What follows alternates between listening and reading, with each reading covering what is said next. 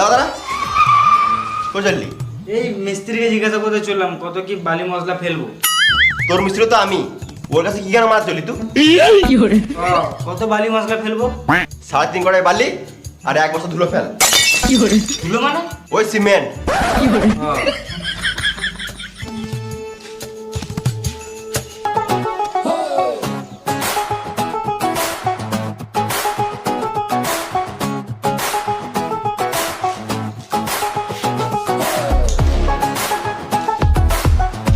আরে কত কি ফেললি? ওই তো 3.5 কড়াই বালি আর 1 বস্তা সিমেন্ট। কে বললো ফেলতে?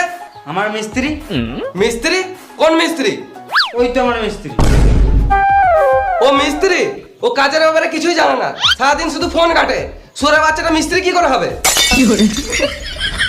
তাহলে ওটা কে? ও তো লেবার।